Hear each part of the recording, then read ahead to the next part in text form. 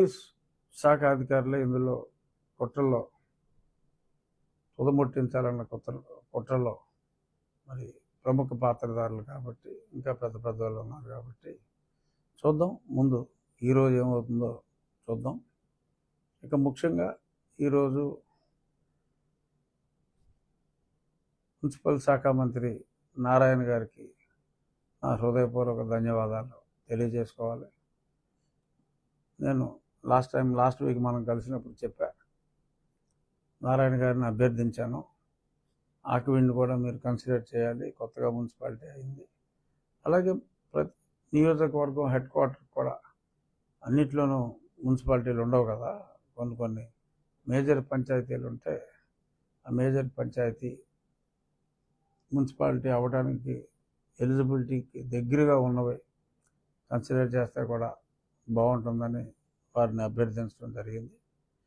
ఒకవేళ అది సాధ్యం కాకపోతే నేను కూడా గ్రామస్తులు అంటే నా నియోజకవర్గ పెద్ద రైతులు అందరితోటి మాట్లాడి ఒక సామాజిక బాధ్యతగా మరి చంద్రబాబు నాయుడు గారు ఆ బాధ్యత తీసుకున్నారు. మనం కొన్ని చోట్ల అవసరం ఉన్నా కూడా మరి చేయలేని పరిస్థితి ఉంటే మనమే ముందుకు రావాలని చెప్పటం, వాళ్ళందరూ అంగీకరించడం కూడా జరిగింది. కానీ నిన్న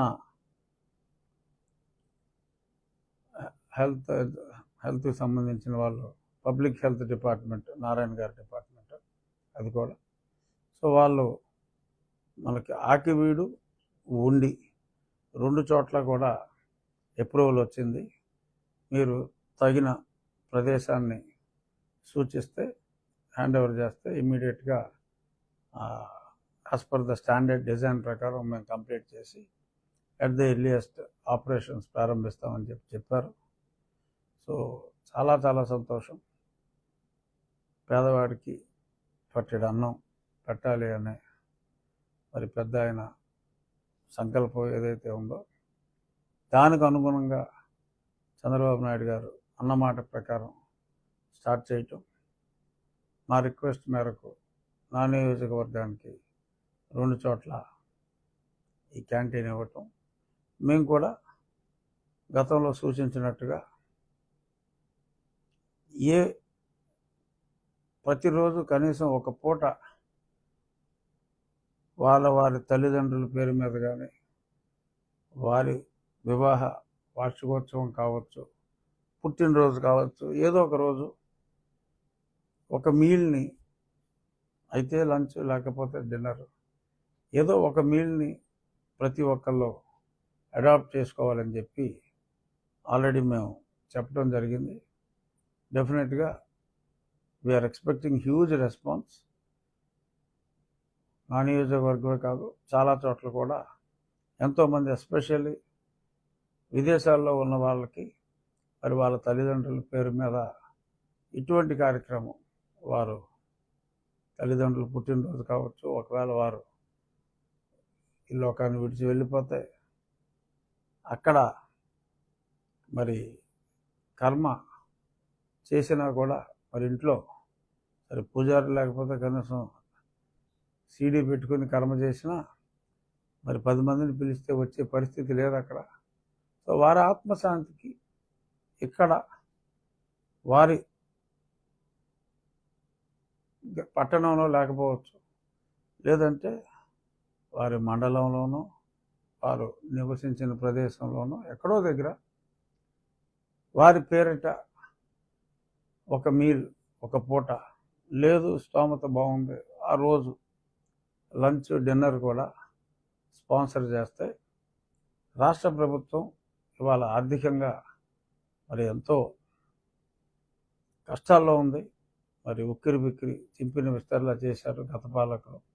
సో కాబట్టి ఎవ్రీ రూపీ కౌంట్స్. ఎంత ఆర్థికంగా ఎంత టైట్గా ఉన్నా కూడా ఇచ్చిన మాట నిలబెట్టుకునే కార్యక్రమంలో భాగంగా మరి అన్నదానికన్నా ఎక్కువ క్యాంటీన్లు, ఇప్పుడు ఇలా నాకు 2 ఎక్స్ట్రా ఇచ్చినట్టు ఎక్కువ క్యాంటీన్లు కూడా ఇస్తున్నారు. ఇదంతా ఎన్టీఆర్ గారి స్ఫూర్తితో. మరి దానికి ప్రతి ఒక్కరిలో కూడా మనం ముందుకు రావాల్సిన అవసరం ఉంది.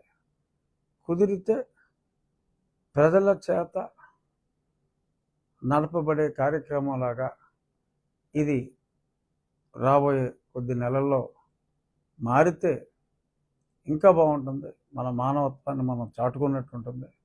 సో డెఫినెట్గా నా వంతు మా నియోజకవర్గంలో నేనైతే విస్తృత ప్రచారం చేసి సాధ్యమైనంత వరకు ఈ ప్రభుత్వం తలపెట్టిన ఈ అత్యద్భుతమైన ఈ కార్యక్రమాన్ని ప్రజల కార్యక్రమంగా, ప్రజల కోసం, ప్రజల చేత ప్రభుత్వ సహకారంతో నడపబడే కార్యక్రమంగా చేయటానికి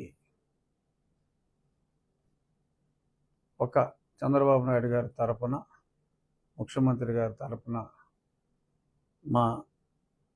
నేను అలాగే మాలాగా ఎమ్మెల్యేలు అందరూ కూడా, మంత్రి అయినా కూడా ఎమ్మెల్యే, కుప్పానికి ముఖ్యమంత్రి గారు కూడా ఎమ్మెల్యే. సో ఎమ్మెల్యేలు అందరూ కూడా ముఖ్యమంత్రి గారి స్ఫూర్తితో, ఆయన ఆలోచనలకి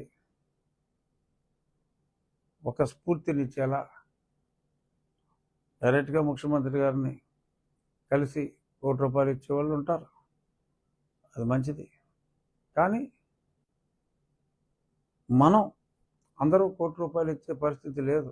కానీ ₹1 ఇచ్చేవాడికి, అన్నదానానికి ఎంత పుణ్యమో, డబ్బు లేనివాడైనా ఒక మంచి రోజు చూసుకుని 10 మందికి అన్నం పెట్టాలి అనే ఆలోచన కూడా అంతే పుణ్యం, అంతే స్ఫూర్తిదాయకం. పిండి కొద్దీ రొట్టె. మంచి మనసు ఉందా లేదా అనేదే ఇక్కడ అవసరం. 10 మందికి అన్నం పెట్టేది మన హిందూ సాంప్రదాయం.